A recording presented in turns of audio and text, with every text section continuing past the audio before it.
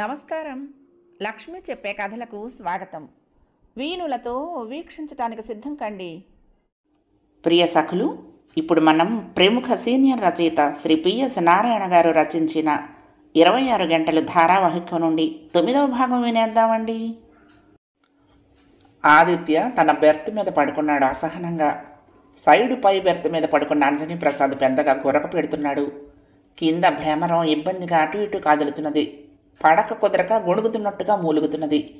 ఆదిత్యకు తలంతా నాదుగా ఉంది. తల తిప్పి కావేరి మొహంలోకి చూశాడు. ఆమె శుభ్రంగా నిద్రపోతోంది. ముద్దు మొహంది.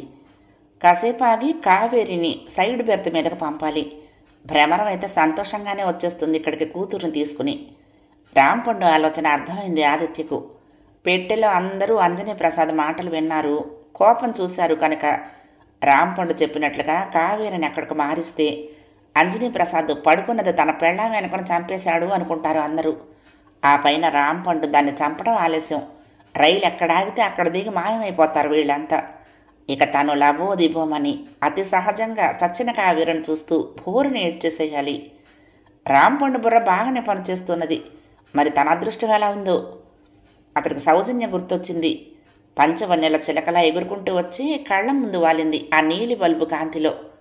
ఊ పద అంది ఇన్స్టిట్యూట్లో తన క్యూబికల్ దగ్గరికి వచ్చి తన కుర్చీ పక్కన నిల్చుంటూ.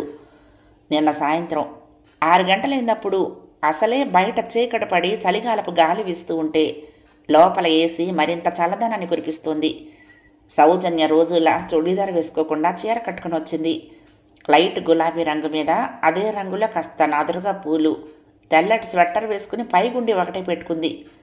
ఎక్కడికి అన్నాడు కంప్యూటర్ స్క్రీన్ మీద నుంచి కళ్ళు తిప్పుతూ.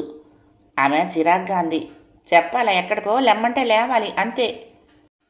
కంఠం కరుగ్గా ఉన్నా అది తన చెవులకు కోమలంగానే వినిపిస్తున్నది. చేస్తున్న పని ఇంకో అరగంటలో పూర్తయిపోతుంది. మళ్ళీ వారం రోజుల దాకా రాను. ఇప్పుడు చివరిలో ఆపేసి వెళ్ళిపోవటం దేనికి అన్నాడు నసుగుతున్నట్లుగా. సౌజన్య ఎందుకు అంత అసహనంగా ఉందో అర్థం కావటం లేదు. కొంపదీసి తను తన ఊరు వెళ్ళటం లేదు, పెళ్ళాన్ని తీసుకుని ఢిల్లీ వెళ్తున్నాడు, చెప్పినవన్నీ కట్టు కదలే అని తెలిసిపోలేదు కదా ఆమెకు. క్షణకాలం కళ్ళు మూసుకున్నాడు భయంతో. చచ్చా, ఆమెకు ఎలా తెలుస్తుంది? ఎంత పకడ్బందీగా నడిపించుకొస్తున్నాడు తాను. అసలు నిజంగా తెలుసుంటే ఆమె ఇలా తనను మాటలతో వదిలిపెడుతుందా? చొక్కా కాలర్ పట్టుకుని పైకి గుంజి 4 పీకుండేది. తుపాకీ తీసుకొచ్చి ఒళ్ళంతా తూట్లు పడేలా కాల్చేసి ఉండేది. తప్పు చేస్తున్నవాడు తాడుని చూసి కూడా పామేనని భ్రమించడం సహజం అనుకున్నాడు మనసులోనే ఆదిత్య. వారం రోజులు తమరు తమ ఊరికి వెళ్తున్నారు కదా. అర్థమైంది ఆమె మనసు. వారం రోజులు తను దూరం అవ్వటం ఆమె సహించలేకపోతున్నది. ఆ భావనే అతన్ని ఎంతగానో ఆనందపరుస్తోంది. నువ్వు కూడా వచ్చేరాదు నాతో పాటు మా ఊరు అన్నాడు అతి సహజంగా ముఖం పెట్టి హుషారుగా. నువ్వా వెళ్తున్నది పల్లెటూరు. ఇక్కడ ఎన్ని నాటకాలు ఆడినా చెల్లుతుంది. అక్కడ ఓ పెళ్లి కావలసిన కుర్రాడు ఆడపిల్లను పట్నం నుంచి వెంటేసుకొచ్చాడని తెలిస్తే అది పెద్ద సినిమానే అవుతుంది. నిన్ను నన్ను చూడటానికి ఊరంతా మీ ఇంటి ముందు క్యూ కట్టేస్తుంది అంది ముఖం చిటపటలాడిస్తూ. అయితే నన్ను మానేయమంటావా అసహనంగా అడిగాడు. ముందు నీ ముందున్న దయ్యాన్ని ఆఫ్ చేస్తే ఏం చెయ్యాలో నేను చెప్తాను అంది. గోవిందా గోవిందా, పెళ్ళైతే చదివే నాశనం అన్నారు, శోభనమైతే గొణుగుతున్నట్లుగా అన్నాడు. నీ కర్మ నేనేం చేస్తాను? నా చేతిలో ఏముంది తల్లి, అన్నింటికీ మూలం ఆదిశక్తే అంటూ కంప్యూటర్ని ఆఫ్ చేసి నెత్తిన ఓ ముట్టు ముట్టాడు గుడ్ బై అంటూ. ఇద్దరు బయటకొచ్చారు. ఎక్కు అంది కారు ముందు తలుపు తీసి పట్టుకుని. ఎందుకో అసహజంగా ఉన్నట్లు అనిపించింది ఆ క్షణాన ఆమె ప్రవర్తన. రెట్టించి ఆమెను మరింత రెచ్చగొట్టడం ఇష్టం లేనట్లుగా మంచి బాలుడిలా ముందు సీట్లో కూర్చున్నాడు. డోర్ వేసి కుడివైపుకు తిరిగొచ్చి కూర్చుంటూనే ఇగ్నిషన్ కీ తిప్పింది. కారు స్టార్ట్ చేస్తూ బ్రేక్ మీద కాలు వేసింది. వారం రోజులు ఆ పల్లెటూరులో ఉండి నువ్వు చేసే పనేమిటి అడిగింది తన వైపుకు ముఖం తిప్పకుండానే, రోడ్డు మీదకు చూస్తూ జాగ్రత్తగా డ్రైవ్ చేస్తూ. డబ్బు చూసుకోవాలి, మా వాళ్ళతో మన పెళ్లి విషయం మాట్లాడాలి అన్నాడు. నువ్వు వెళ్లకుండా వాళ్ళనే ఇక్కడికి రమ్మంటే సరిపోతుందిగా. ఆ ముసలి వాళ్ళను పడుతూ లేస్తూ ఇక్కడికి రమ్మంటం బాగుంటుందా అన్నాడు. ఐస్ క్రీమ్ పార్లర్ ముందు కారాగింది. ఆమె దిగుతూ ఉండగానే తను దిగాడు. 2 కసాట చెప్పింది. ఇప్పుడు బాగా చల్లగా ఉంది అన్నాడు. చల్లదనానికి ఇంకాస్త చల్లదనం తగిలితే శరీరం వేడెక్కుతుంది. నా గుండె పగిలిపోతుంది. చెప్పింది చెయ్యి అంది విసురుగా. ఆమె కోప కారణం తెలుసు కనుక పక్కపక్క నవ్వాడు. అమెరికాలో మనకు చెరొక చోట చెరొక టైంలో డ్యూటీ పడిందనుకో, ఆదివారం నాడే మనం తీరిగ్గా ఒకళ్ళు ఎదురుగా ఒకళ్ళం కూర్చునేది. అప్పుడేం చేస్తావు అన్నాడు.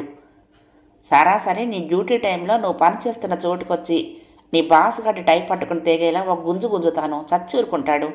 ఆ తర్వాత చేతికి అందిన టై మొక్కను తీసుకొచ్చి నీ చేతిలో పెట్టి చేతులు కడిగేసుకుంటాను అంది. ఏంటి, నా ఉద్యోగం పీకించి నన్ను జైల్లో పెట్టించాలనా? కంగారు పడుతున్నట్టుగా అడిగాడు.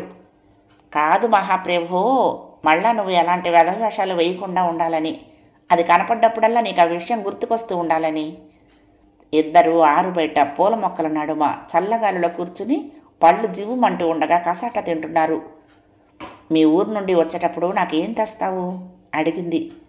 ఒక బుట్టెడు గోంగూర, మా తోటలో కాసే 2 లేత సొరకాయలు. తేలిగ్గా దిగుతాయనా? సీరియస్గా చూస్తూ అంది సౌజన్య. నువ్వు ఏమైనా అను, ఆమె ఎగతాళి పట్టించుకోకుండా అన్నాడు తను. ఇక లే స్వామి, మన పని అయిపోయింది అంది ఆమె లేస్తూ. ఆమె ఆలోచనల్లోనే మునిగిపోయి సర్వం మర్చిన తనకు ఒక్క కుదుపుతో కిందకు గుంజినట్లు అనిపించింది ఆ మాట. ఉలిక్కి పడ్డట్టుగా తలెత్తాడు. ఎదురుగా సౌజన్య తననే కన్నార్పకుండా సీరియస్గా చూస్తున్నది. ఛా, నాగార్జున సాగర్ వెళ్దామన్నప్పుడు తను ఎగిరిగా అంతేసి ఊ అంటే ఇంత బాధపడేది కాదామె. అయస్కాంతంలా ఆమె ముందు నడుస్తూ ఉంటే తను ఆమె వెనకాలే అడుగులో అడుగు వేస్తున్నాడు. ఇద్దరూ కారెక్కారు. బేగంపేట రోడ్డు మీదకు తిప్పింది కారుని. శ్యామలాల్ బిల్డింగ్స్ దగ్గర రివర్స్ చేసి వెనక్కి వస్తూ రోడ్డు పక్కనే పేవ్మెంట్ మీద బొకేలు అమ్ముతున్న చోట కారాపింది. దిగి ఒక బొకేను తీసుకొచ్చి కారులో కూర్చుంటేనే వెనక సీట్లో పడేసి కారు స్టార్ట్ చేసింది. ఇదెవరికి అడిగాడు. దూరం అయిపోతున్న ఓ పరమ భాగవతోత్తముడికి అంది. వారం రోజుల దూరానికి పడి నవ్వసాగాడు తను, అదెవరికో అర్థం అవ్వటంతో. ఆమె భుజం మీద చేయి వేసి ఆప్యాయంగా దగ్గరకు తీసుకుపోతే ఒక్క విదిలింపుతో విదిలించింది. నేను కారు డ్రైవ్ చేస్తున్నానని గుర్తుంచుకో అంది. వారం రోజులు తను కనపడకపోవటం ఆమెను బాగా కలవరపరుస్తోంది అనుకున్నప్పుడు ఆమె మీద అభిమానం, ప్రేమ గుండెల్లో పొంగి పొరలసాగింది. కళ్ళు తడవటం మొదలెట్టాయి. అలాంటి ఆమె సన్నిధిలో తన స్వర్గ సౌఖ్యాలు అనుభవిస్తాడనేది ఖాయం. సౌజన్య, నేను అంతే. నువ్వు లేని బ్రతుకు నాకు అంధకారమే అనుకున్నాడు. మళ్ళీ ఇన్స్టిట్యూట్కి వచ్చి కారు ఆపింది సౌజన్య. ఆమె దిగింది. తను దిగాడు. ఆమె దిగుతూనే వెనక డోర్ తెరిచి బొకేను చేతిలోకి తీసుకుంది. పసుపచ్చ రంగులో మెరుస్తున్న ఫ్లోరోసెంట్ బల్బుల కాంతిలో ఆ బంగారు బొమ్మ ముందు నిలబడ్డాడు తను. ఆమె కళ్ళార్పకుండా తన ముఖంలోకి చూస్తున్నది. దుఃఖాన్ని బిగపట్టుకుంటున్నట్లుగా పెదవులు బిగించుకుని చూస్తోంది. కొద్ది క్షణాల తర్వాత కోలుకుంటున్నట్లుగా కనురెప్పలు టపటపలాడిస్తూ సన్నని గులాబీ రంగు పెదవుల మీద ప్రేమామృతాన్ని కురిపిస్తున్నట్టుగా కదిలిస్తూ wish you a happy journey and good luck అంటూ తన చేతిలో ఆ బొకేను పెట్టింది. ఆ మాటలు చెప్తున్నప్పుడు ఆమె కంఠం రుద్ధమైంది. బాధపడుతున్నావా? తాదాప్యంగా ఆమెనే చూస్తూ అన్నాడు. లేదు అన్నట్లుగా తల ఊపింది అడ్డంగా. ఆ దీపాల కాంతిలో ఆమె కళ్ళు తడుస్తూ ఉండటం తనకు స్పష్టంగా కనపడింది. గొంతు పెగల్చుకుని అతి కష్టం మీద ఆల్ ది బెస్ట్ అంది తనను తను నిగ్రహించుకుంటూ. మనకు అన్ని విధాలా మేలు జరుగుతుంది అన్నాడు. Heart to heart I wish it. Thank you very much అన్నాడు. ఆమె మెరుపుల వెనక్కు తిరిగింది. ఇక అక్కడ నిల్చుని తనను చూస్తూ గుండె కోత భరించలేనట్లుగా డోర్ తీసుకుని కారెక్కింది. పెద్దగా శబ్దమయ్యేలా తలుపు మూసింది. తన వైపు తల తిప్పితే బాధను ఆపుకోలేనేమోనన్నట్లుగా బిగుసు కూర్చుని కారును స్టార్ట్ చేసింది. ఆమెనే కన్నార్పకుండా చూస్తున్నాడు తను. గుడ్ బై మై ఫ్రెండ్ అన్నట్లుగా ఓ జర్కుతో కారు బుల్లెట్లా ముందుకు దూసుకుపోయింది. తను చాలాసేపు అలాగే ఆ కారు వెళ్ళిన వైపే చూస్తూ ఉండిపోయాడు. ఆమె ఇచ్చిన బొకేను, స్కూటర్ తాళం చెవుల్ని చేతిలో పట్టుకుని. స్కూటర్ స్టార్ట్ చేస్తున్నప్పుడు మరొకసారి అనుమానపు పురుగు తొలిచింది. ఈ రోజున సౌజన్య ప్రవర్తన చాలా వింతగా ఉంది. నిజంగా తను వారం రోజులు కనపడకుండా వెళ్తున్నాననేనా, లేక? తన గుండె భయంతో బిగుసుకుపోయింది. తల విదిలించాడు.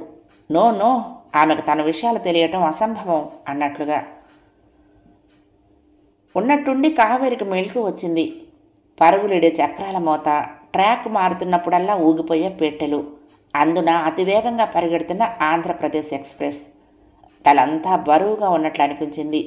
స్పాంజ్ పరుపుల మీద పడుకునే అలవాటు ఉన్నప్పుడు ఆ బెర్తుల్లో ఎంత కుషన్ ఉన్నా సౌఖ్యం ఉండదు. ఒకసారి లేచి టాయిలెట్కి వెళ్ళొస్తే బాగుంటుందనిపించింది. అందరూ నిద్రలో ఉన్నారు. అంజనీ ప్రసాద్ గురక స్పష్టంగా వినపడుతున్నది. ఉండి ఉండి కింద బెర్తు మీద పడుకున్న భ్రమరం మూలుగులు, కదులుతున్న కూతుర్ని కసురుకుంటున్న అరుపులు. తల వంచుకుని బెర్త్ మీద నుండి లేచి కాస్త ముందుకు వంగి కూర్చుంది. మధ్య బెర్త్ తలకు తగలకుండా ఓ నిమిషం పాటు. తోడుకు భర్తను లేపుదామా అనుకుంది. నిద్ర లేపితే మళ్ళీ ఆయన గారు కసురుకుంటారేమోనని భయం. మూడీ మనిషి. పద అంటూ బయలుదేరొచ్చు, లేదా మరి ఎంత పిరికొడ్డువేమో నా కర్మ అంటూ విరుచుకు పడినా పడవచ్చు. రైలు ఆగి ఉంటే వాళ్ళు వీళ్ళు ఎక్కుతారనే భయం కానీ పోతున్న రైల్లో ప్రయాణికులు తప్ప ఇంకెవరుంటారు అనుకుంది. తను గమనించింది కూడా కాపలాకి పోలీసులు నాగపూర్లో రైలు ఎక్కటం, అప్పుడప్పుడు ఇద్దరిద్దరుగా అటు ఇటు తిరుగుతూ ఉండటం. ధైర్యంగా టాయిలెట్ వైపుకు నడిచింది చెప్పులేసుకుని. భోగిలో అన్నీ నీలపు బల్బులే తక్కువ కాంతిలో వెలుగుతున్నాయి. ఎక్కడా మనిషి అలికిడి లేదు. అడుగులు వేస్తూ ఉంటే దగ్గర పడుతున్న ఢిల్లీ గుర్తుకొస్తోంది. తన రాకకు హర్షం వెలుబుచ్చే అన్నయ్య గుర్తుకొచ్చాడు. పెళ్ళైనప్పటి నుంచి తమని రమ్మంటూ వాడు రాసే ఉత్తరాలు, ఫోన్లు. కొన్ని గంటల్లో వాడి కోరిక తీరబోతున్నది. టాయిలెట్ తలుపు తీసుకుని లోపలికి వెళ్ళి బోల్టు వేసుకుంది. తర్వాత 2 నిమిషాలకు బయటకు రావటానికి గాను బోల్టు లాగి తలుపు తీస్తూ ఉండగా తెరుచుకుంటున్న ఎదురు టాయిలెట్ తలుపు శబ్దం చేస్తూ మూసుకుపోయింది. చటుక్కున తన తలుపును మూసేసింది తలుపు పక్కకు జరుగుతూ. వాళ్ళు వెళ్ళిన తర్వాత తను వెళ్ళొచ్చలే అనుకుంది. కానీ తను తలుపు తెరిచిన ఒక్క క్షణంలోనే గమనించింది ఆ ఎదురు తలుపు తను తలుపు తెరుస్తూ ఉండటం వల్లనే మూసుకోవటం. అందులో ఓ ఆడ మగ ఉండటం. కావేరి గాభర పడిపోయింది. ఆ ఇద్దరు స్పష్టంగా కనపడ్డారు తనకు. మగతను సమ్మర్ క్రాఫ్ట్ మీద చెయ్యి వేసి రుద్దుకుంటున్న రాంపండు. రెండో మనిషి చీర చెంగును తల నిండా కప్పుకొని బయటకు రాబోతున్న అచ్చమాంబ. కావేరికి ఒళ్ళంతా చెమటలు పట్టాయి. అంత చలిలోను ఏం చేయాలో తెలియనట్లుగా బిగుసుకుపోయి నిల్చున్నది కొద్దిసేపు ఆ తలుపు వెనకాలే. తలుపు తీద్దామా అంటే ఎదురు తలుపు మళ్ళీ తెరుస్తారేమోననే భయం. కొద్దిగా తెరిచి సన్నని సందులో నుంచి బయటకు చూసింది. ఆ తలుపు మూసే ఉంది. తాను అక్కడి నుంచి వెంటనే వెళ్ళిపోవటం ఉత్తమం అనుకుంటూ తలుపు పూర్తిగా తీసి బయటకొచ్చి పరిగెడుతున్నట్లుగా ఒడివడిగా అడుగులేసుకుంటూ తన బెర్త్ దగ్గరకు వచ్చేసింది. ఆ కంగారులో తను తీసిన తలుపును మరల మూయాలనే ధ్యాస కూడా లేకుండా పరిగెత్తింది. ఊగిపోతున్న రైలు ఆమెను మరింత ఊపుతూ ఉండగా అప్పుడు చూసింది తన పైన ఉన్న మిడిల్ బెర్తు, ఎదురుగా ఉన్న అప్పర్ బెర్తు 2 ఖాళీగా ఉన్నాయి. ఒంగుని తన బెర్త్ మీద పడుకుని దుప్పటి బిగించేసింది కావేరి. ఆ గుడ్డి వెలుగును కూడా చూడటానికి భయపడుతున్నట్లుగా గుండె దడదడలాడుతున్నది. ఇదెక్కడి ఘోరం! ఇంత నీచ ప్రవర్తన! అంత పిరికి మనిషి, పగటిపూట సీట్లో నుంచి లేచి బయటికి వెళ్లాలన్నా భయపడే ఆడమనిషి, భర్త కదిలితే చెయ్యి పట్టుకుని తనను ఒంటరిగా వదిలి వెళ్లొద్దంటూ బ్రతిమలాడే అమాయకురాలు, పరాయి మగవాడితో రైలు పెట్టెలోనే శృంగార క్రీడలా! కావేరికి తల తిరిగిపోయింది. ఈ ప్రపంచంలో ఎవరిని నమ్మేట్టు లేదు. తనతోటే ప్రయాణం చేస్తున్న భర్తకే ద్రోహం చేయటానికి అంత ధైర్యం ఆ స్త్రీకి ఎలా వచ్చిందో ఆమెకు అవగతమే కావటం లేదు. ఆమె అమాయకత్వం అంతా నటనేనా? మనుషులు నడుస్తున్న అలికిడికి వాళ్ళు ఎక్కడ కనపడతారోనన్నట్లుగా దుప్పట్లోనే కళ్ళు మూసుకుంది. వాళ్ళు బెర్తుల మీదకి ఎక్కుతున్న సవడి.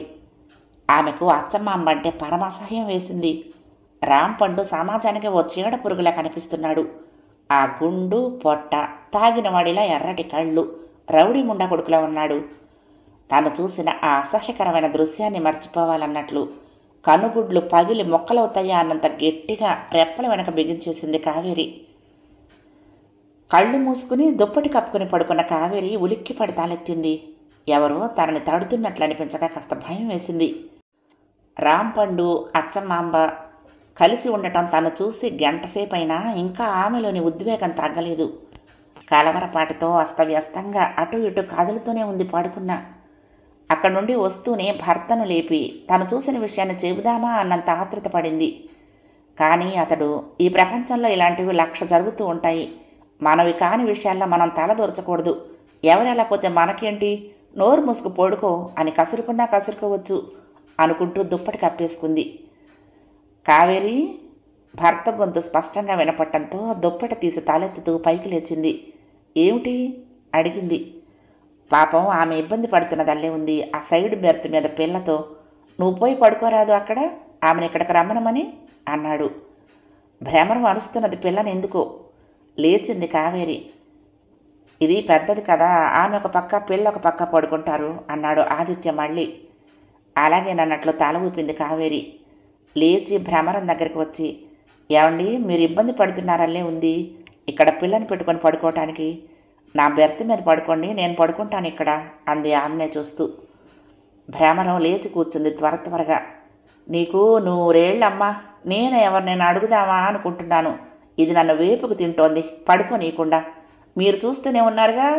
ఆయనేమో ఏమీ పట్టనట్టు పైకి ఎక్కి రాజాలా పడుకుని రైలు ఇంజన్లా గురక పెడుతున్నాడు. ఏం మనుషులో ఏమో, ఒక్కటి పట్టి చావదు ఆయనకు. ఆయన సుఖమే ఆయంది, మధ్యలో నేను చస్తున్నాను ప్రతిదానికి అంటూనే లేచి తల కింద పెట్టుకున్న వ్యానిటీ బ్యాగును భుజానికి తగిలించుకుని దుప్పటితో సహా కావేరి బెర్త్ దగ్గరికి వచ్చేసింది భ్రమరం. నిద్రపోతున్న మధురాన్ని ఆదిత్య ఎత్తుకుని వచ్చి తల్లి దగ్గర పడుకోబెట్టాడు.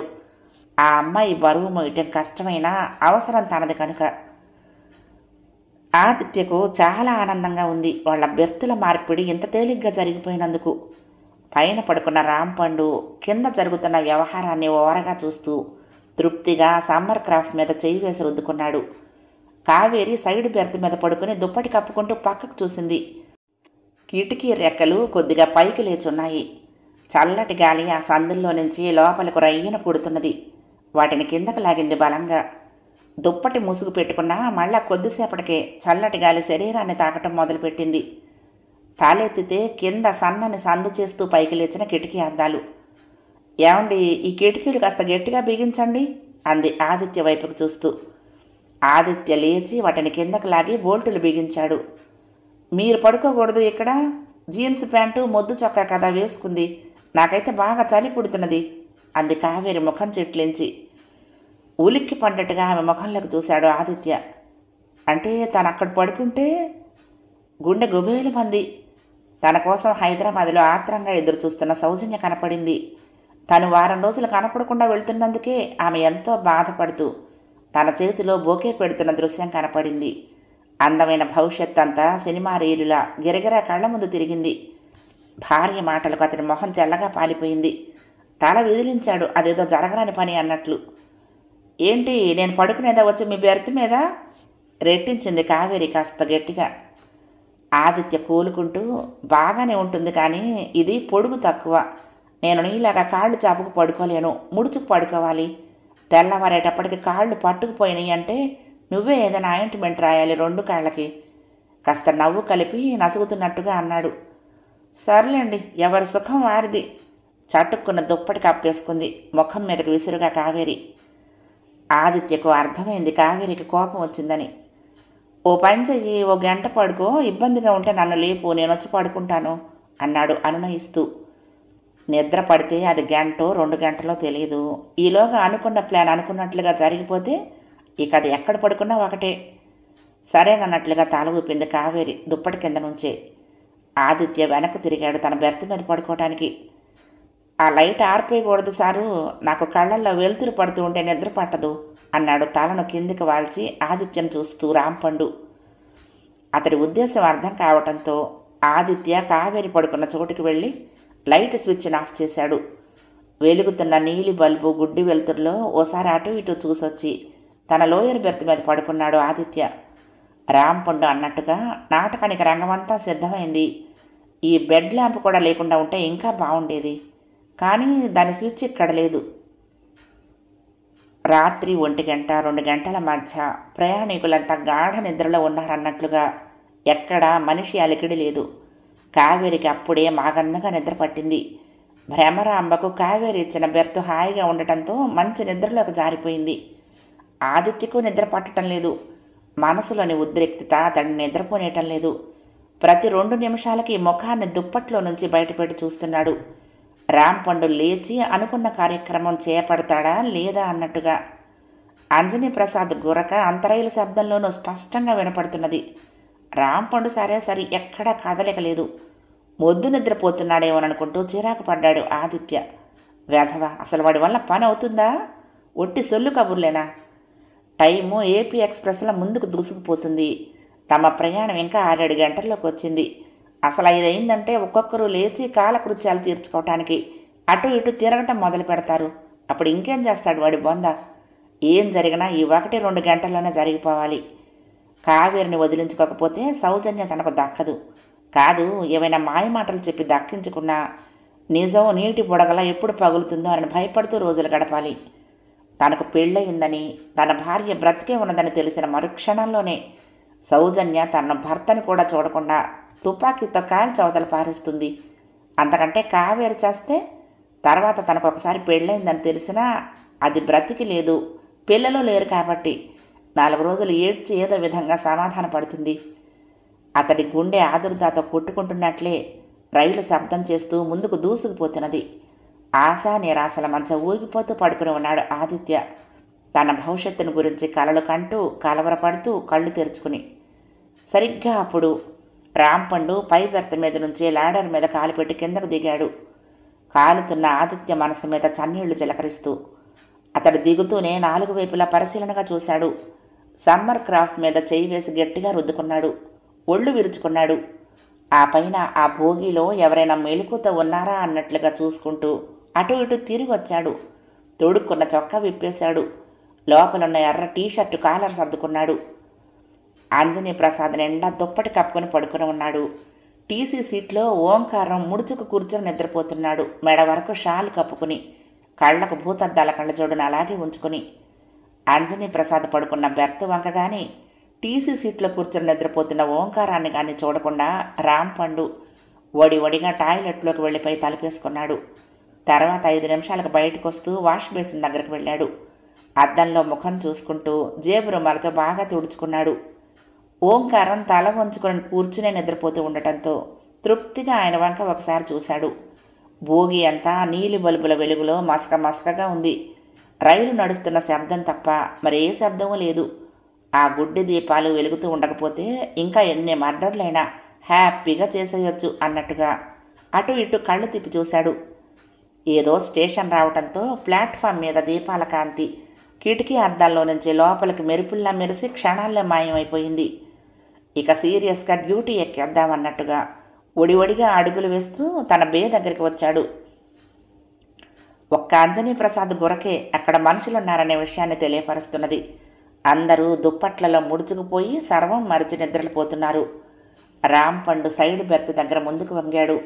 ఎదురుగా లోయర్ బెర్త్ మీద పడుకుని సగం కళ్ళు తెరుచుకుని దొంగ చూపులు చూస్తున్న ఆదిత్య గుండె దడదడలాడుతోంది. కావేరి మంచి నిద్రలో ఉంది. కప్పుకున్న దుప్పటి గెడ్డం వరకు జారుంది. ఆమె ఊపిరి పీలుస్తూ ఉంటే ఆమె ఎద కిందికి పైకి ఊగుతున్నది. ఆమె ముఖం మీద జుట్టు జల్లా చెదురుగా పడింది. సన్నని పెదవుల నిద్రలో ఆమె కలవరిస్తున్నట్టుగా కదులుతున్నాయి. ఆమె ముఖంలోకి తదేకంగా కొన్ని క్షణాలు చూస్తూ ఉండిపోయాడు రాంపండు. ఆదిత్య అసహనంగా చూస్తున్నాడు అటువైపుకు.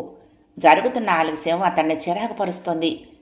రాంపండు 2 చేతుల వేళ్ళు ఒక దాంట్లో ఒకటి చేర్చి గట్టిగా మెలి తిప్పాడు. చేతులు వేడెక్కాలన్నట్లుగా. ఇంకాస్త ముందుకు వంగాడు. ఎడం చెయ్యెత్తి చటుక్కుని ఆమె నోటి మీద వేశాడు. కుడి చేతి వేళ్లను దుప్పటి కింద ఉన్న ఆమె గొంతు మీద వేసేటందుకు గాను చేతిని దుప్పటి మీదకు చేర్చి సరిగ్గా వేళ్ళు ఎక్కడ పడాలా అన్నట్టుగా దృష్టిని అక్కడే కేంద్రీకరించాడు. అతడి వేళ్ళు ఆమె గొంతు మీదుగా ఉన్న దుప్పటి మీద కదులుతున్నాయి. అతడు ఇంకొక క్షణం కూడా ఆలస్యం చేయకూడదన్నట్లుగా ఆమె కంఠం మీద గట్టి పట్టు చేజిక్కించుకునేందుకు గాను మరొక అడుగు ముందుకు వేసి మరి కాస్త ముందుకు వంగాడు. ఆ క్షణంలోనే ఆ పెట్టే ట్రాక్ మారుతూ ఒక్క ఊగు ఊగింది, ప్రయాణికులందరినీ కుదిపేస్తూ. సర్వం మరిచి కావేరి ముఖం మీద దృష్టి సారించి ఉన్న రాంపండు కొద్దిగా తూలాడు. నిద్రలో ఉన్న కావేరి ఊగిన పెట్టె ఊపుకు ఉలికి పడ్డట్టుగా కళ్ళు తెరిచింది. మసక వెలుగులో ఓ ముఖం తన మీదకు పడుతున్నట్టుగా ముందుకు వంగుతున్నట్టుగా కనపడింది.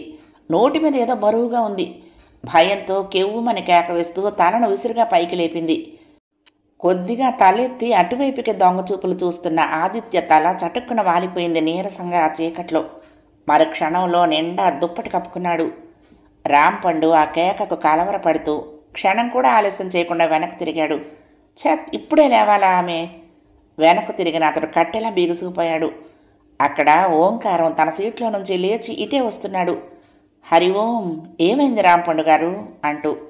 సరిగ్గా ఆ సమయంలోనే ఆ పెట్టెలోకి అవతల పక్క నుంచి హరిఓం స్వామి శిష్యులు భజన చేసుకుంటూ రాసాగారు. హరినామ స్మరణమే అన్నిటికీ మేలు, శ్రీహరినామమే పలికిన చాలు. ఓంకారం ఆమె పడుకున్న బెర్త్ దగ్గరికి వచ్చాడు. రాంపండు వంకే కన్నార్పకుండా చూస్తున్న కావేరిని ఏమైందండి, ఎందుకు అరిచారు అంటూ అడిగాడు. హరిఓం స్వామి శిష్యులు వాళ్ళకి దగ్గరయ్యారు. చేతులతో చప్పట్లు కొడుతూ తన్మయత్వంగా పాడుతున్నారు. అంతమంది మెళుకుతూ ఉన్నా కావేరికి వణుకు తగ్గలేదు. ఆమెకు అంతకుముందు టాయిలెట్లో చూసిన రాంపండు అచ్చమామే గుర్తుకొస్తున్నారు. రాంపండు తన దగ్గరకు అందుకే వచ్చాడా? ఈ ఊహ రావటం ఆలస్యం. మరొకసారి కెవ్వుమని కేకపెట్టింది మోచేతిని కళ్ళకు అడ్డు పెట్టుకుంటూ. గజగజలాడిపోతోంది భయంతో. రాంపండు కోలుకుని ముఖం తుడుచుకుంటూ ముందుకు అడుగు వేశాడు. కావేరి పెద్దగా ఏడుస్తూ ఆదిత్యను ఏవండి ఏవండి లేవండి అంటూ పిలిచింది. ఆమె కేకలకు ఆదిత్య ఉలిక్కి పడ్డట్టుగా కళ్ళు తెరిచి అప్పుడే మెళుకు వచ్చినట్టుగా ముఖం చిట్లిస్తూ బెర్త్ మీద నుండి వంగుని లేచాడు. ఏమైంది కావేరి అంటూ ముందుకొచ్చాడు. ఆమె చుట్టూ నిల్చున్న అందరినీ విచిత్రంగా చూస్తూ కంగారుగా అడిగాడు. ఆమె అరుపులకు ఆ పెట్టెలో చాలామంది బెర్తుల మీద నుంచి దిగి ఇటు వచ్చారు. అంజనీ ప్రసాద్ కిందకు దిగి అక్కడ కావేరిని చూస్తూనే మా భ్రమరమేది, మా మధురమేది అంటూ అరవసాగాడు. అదే కదండి బాబు ఈ గొడవంతా. రాంపండు అప్పుడు ముందుకొచ్చాడు. నేను టాయిలెట్కి వెళ్ళొస్తున్నాను, అనుకోకుండా ఈ బెర్త్ వంక చూశాను. ఇక్కడ మీ మేడము అమ్మాయి ఉండాలా? ఈ చీకట్లో మీ మేడం ఉన్నట్టే అనిపించింది కానీ అమ్మాయి కనపడలా. కంగారు పడ్డాను. ఈ రోజులు ఎట్టా ఉన్నాయి? రైళ్లలో ఎట్లాంటి విచిత్రాలు జరుగుతున్నాయి. ఎక్కడ పట్టినా దొంగముండా కొడుకులే కదా. అమ్మాయిని కానీ లేపేశారా అని అనుమానం వచ్చింది. అసలే బాగా పాటలు పాడుతుంది. కాలో చెయ్యో తీసేసి ఏ గుడి మెట్ల మీద కూర్చోబెడితే వెధవలకు కావలసినంత డబ్బు వస్తుంది. పక్కన ఎక్కడైనా ఉందా, నాకు సరిగ్గా కనపడలేదా అని గాబరాగా ముందు కొంగి చూస్తున్నాను. అక్కడ మీ మేడం లేరు, వీరు మేడం ఉన్నారు. ఆమె నన్ను చూసి చీకట్లో ఏమనుకున్నదో ఏమో ఒక్కసారిగా అరిచింది అంతే. ఆ అరుపుకి నేను దడుచుకుని ఇక్కడికొచ్చి పడ్డాను అన్నాడు వీపు మీద కొట్టుకుంటూ. హరిఓం స్వామి శిష్యులు ఇంకా హరినామ స్మరణ చేస్తూనే ఉన్నారు. మధ్యలో అర్ధరాత్రి మీ మధ్యలో ధరవేంటయ్యా కసురుకున్నాడు రాంపండు హరిఓం స్వామి శిష్యుల్ని. ఆపండి గోల, అసలే మేము కంగారు పడి చేస్తుంటే అన్నాడు. మా హరిఓం స్వామి వారు ఏమన్నారంటే నగర సంకీర్తనాన్ని ప్రయాణం చేస్తున్నప్పుడు రైలు పెట్టెల్లో చేసిన పుణ్యమేనన్నారు. హరిఓం. ఓంకారం నోరు తెరిచాడు. ఏం కావేరి, ఏమైంది అంటూ ఆదిత్య వచ్చి ఆమె పక్కగా కూర్చున్నాడు. ఎందుకు భయపడ్డావు ఆమె చేయి పట్టుకుంటూ అడిగాడు. రైలు ఊగినట్లయి మెళుకు వస్తే ఈయన మీద కొంగుతూ కనపడ్డారు అంది ఇంకా వణుకుతూనే. చెప్పారు కదా పిల్ల కనపడలేదని కంగారు పడ్డారట ఆయన. పాపం పెద్ద మనిషికి సారీ చెప్పు. నువ్వు భయపడ్డందుకు ఆయన ఎంత బాధపడుతున్నాడో చూడు అన్నాడు ఆదిత్య. నీరసనగా భర్త ముఖంలోకి చూసింది కావేరి. ఈ త్రాష్టుడి భాగవతం మీకేం తెలుసు అన్నట్టుగా. అచ్చమామ దగ్గరకు వచ్చి ఏమైంది తల్లి, అసలే రోజులు బాగాలేదు. నీకంటే పెద్దదాన్ని, తెల్లవారులో నీ పక్కనే కూర్చుంటాను కదా. పాపం పిల్ల కనపడలేదని ఆ అమాయకుడు కంగారుగా నీ బెర్త్ దగ్గరికి వచ్చాడల్లే ఉంది. అనవసరంగా గావరా పడ్డావు.